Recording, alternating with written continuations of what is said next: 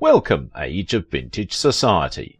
Gena Rowlands is one of the greatest screen actresses, and the core of her best work is a series of films she did with her husband, writer and director John Cassavetes.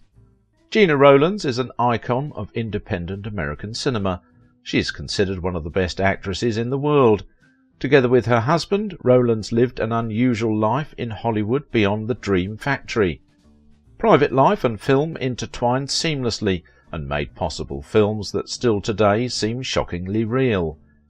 Gena had an extraordinary presence as an actress, with her very particular mixture of strength and great vulnerability. Why was Gena Rowlands destined to portray fully fleshed out women?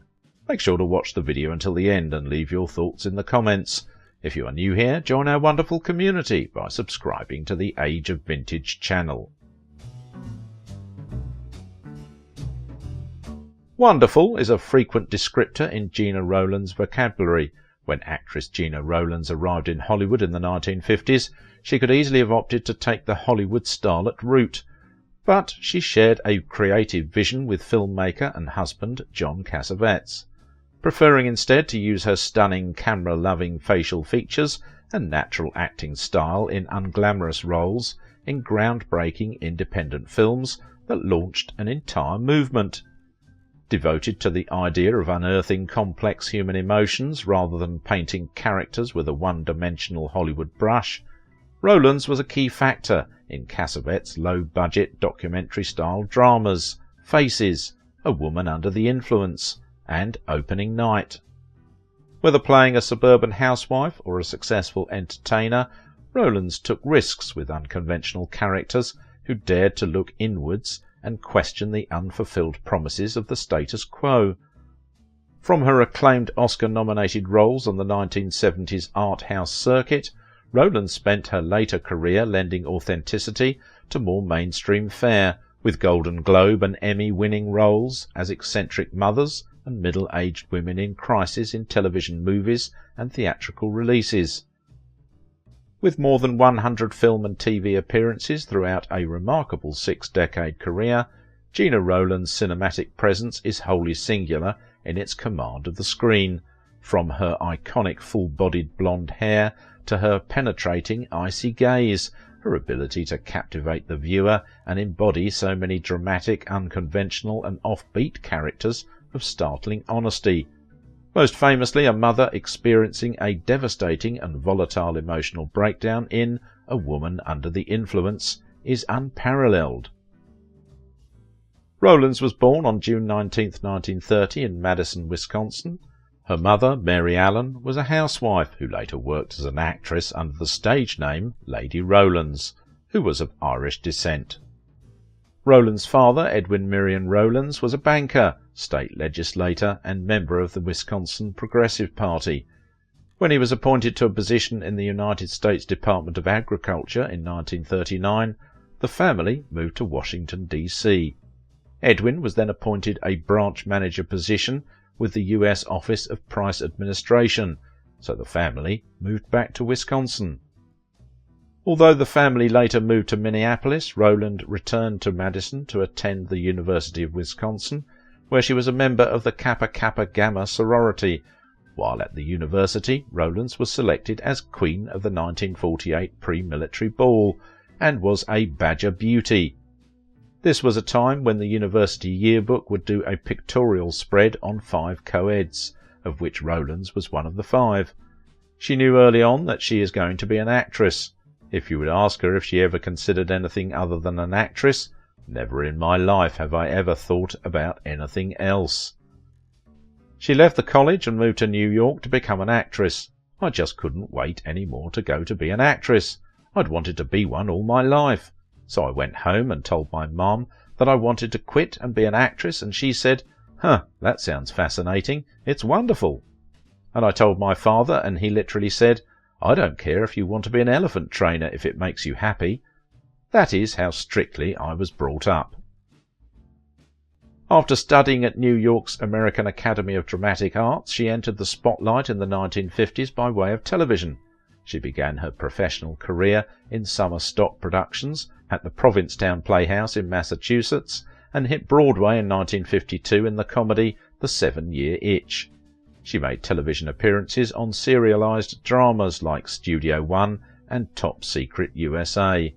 In 1956 and into 57, she starred opposite cinema legend Edward G. Robinson in the Broadway production The Middle of the Night. She was brought to Hollywood to make her film debut as Jose Ferreira's wife in The High Cost of Loving, and the following year she had a small uncredited role in Cassavetes' directorial debut Shadows, a film which has since been hailed as the birth of the independent cinema movement. Rowlands went on to a featured role as a deaf-mute in the hour-long police drama 87th Precinct, and brought warmth to the western Lonely Are the Brave, starring Kirk Douglas. She met her husband John at the Academy. He was a year ahead of me, but we met there. What you do when you're at a school for drama, you do a play as opposed to a final. Anyone who wanted to come could just come. So he came, and I can't remember the name of the play, of course. It was a long time ago. He came backstage afterwards and introduced himself, and we talked a bit, and then went for a little coffee at the Russian tea room next door. It just started. Gena Rowlands and John Cassavetes were married from 1954 until 1989. She starred in 7 of the dozen features he directed and appeared unbilled in 2 others.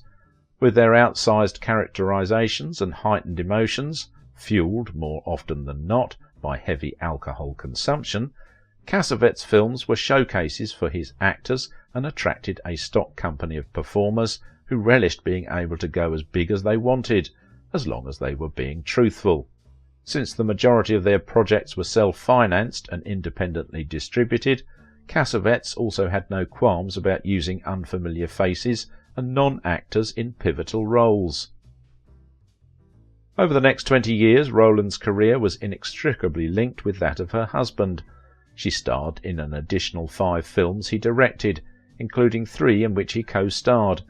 In 1982, they played husband and wife in Paul Mazursky's Tempest. Unlike any other director with whom Rowlands has worked, Cassavetes was able to successfully tap into the actress's ability to depict a wide variety of female experiences, particularly playing women at extreme points of stress. 3 years after the release of Faces, Rowlands appeared in Minnie and Moskowitz as Minnie, a lonely former prom queen about to turn 40 who, after being dumped by her married boyfriend, Cassavetes, takes up with Moskowitz, an aging hippie who works as a parking lot attendant. Although Gena Rowlands made her film debut in 1958, she seemed to burst fresh onto the cinema screens with the 1968 release of John Cassavetes' Faces. Under the direction of her husband, she gave a performance of startling intensity as Jeannie Rapp, a woman who spends an evening with an errant husband played by John Marley. Then, as the tortured housewife Mabel Longhetti in A Woman Under the Influence, Rowlands garnered her greatest critical reviews, her depiction of a lower-middle-class woman's struggle to maintain sanity striking a resonant chord with many viewers and critics. Sadly, Mabel lives her life through her husband and children. According to Rowlands, Mabel was totally vulnerable and giving. She had no sense of her own worth, and was completely mirrored in the eyes of men. In an intensely physical performance, Rowlands convincingly depicted the erratic behaviour of a woman who finds she cannot always express herself in words. Mabel struggles valiantly but ineffectually with her psychological condition. Never does Cassavetes romanticise her martyrdom. Made at a time when challenging, fully developed roles for actresses were becoming increasingly rare, A Woman Under the Influence, along with An Unmarried Woman starring Jill Clayburgh, stands as a beacon amid a vast wasteland of one-dimensional women's roles as mothers and call girls.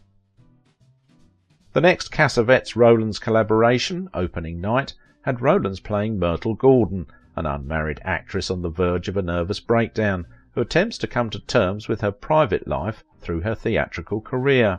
It just so happens that she is undergoing a crisis of confidence while playing a woman who is facing the same situation. Here Cassavetes also plays the dual role, Myrtle's former lover in real life, who also plays opposite her on stage. Then, beginning with a statement that Rowlands made to her husband about her desire to work with a child, came the script of Gloria. As a hardened ex-showgirl and former girlfriend to a mafia boss, Gloria is living on her own, with, as she claims, her own money and her own apartment. That is, until her neighbour squeals on the mob, and Gloria is left holding his son and the book of evidence his father had compiled. Gloria walks tough. Rowlands explained that much of the power of her performance was communicated in the way she carried herself as she moves about on the streets of New York. According to her, it was a walk that said, "They'd better watch out." Ultimately, Gloria is a trapped woman. She admits she hates kids, yet in following her code of what is right, she protects and eventually develops a certain motherly responsibility to this 6-year-old Puerto Rican orphan. Lines of dialogue such as "I'm saving your life, stupid," encapsulate her confusion. Throughout, Rowlands never hedges in her meanness, despite the well-known acting school dictum that you must never be mean to kids or old people. Their final project, Love Streams, is perhaps Cassavetes' most successful film. As brother and sister, Rowlands and Cassavetes depict characters going through individual crises, she of divorce and custody, he as a writer in the throes of researching a book on prostitution. Ultimately, Rowlands' Sarah loves too much, particularly those who are less fortunate than she. She herself has recently been incarcerated in a mental institution. She desperately tries to prove that she is happy and can function on her own. Sarah and Robert meet up and, through several tumultuous scenes, reawaken childhood affections. A background in method acting is largely responsible for the fierce independence from the Hollywood system and the consistently stubborn refusal to compromise personal vision that characterizes their work. Gena Rowlands serves most naturally as the point of reference when discussing characterization in A Woman Under the Influence. While her story is simple, it suffers each bump in a tumultuous roller coaster ride of emotional conflicts within the domestic sphere. Initially, or seemingly, a happily married housewife, Mabel becomes institutionalized against her will after reaching her psychological breaking point and, after 6 months, returns to her idyllic suburban Los Angeles neighborhood abode, her husband, Peter Falk, and her 3 children. They were interested in depicting pain through what it is truly caused by, which in the majority of cases is not a bullet or a physical wound, but emotions. We are thus asked to read the surface situations in the film as they are, and take the performance of the actors into special consideration, as meaning is not presented in confusing, intangible ways. Not a metaphor for any particular issue faced by the country during this historical period, A Woman Under the Influence is a deliberate and personal work that goes completely against the Hollywood system.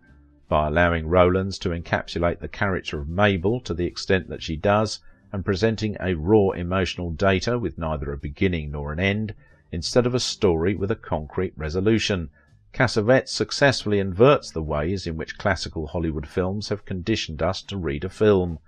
As such, the film belongs deservedly both to its director and its on-screen star. It is unfortunate that Rowlands no longer had Cassavetes to direct her, for very few others have tapped into her unique capabilities.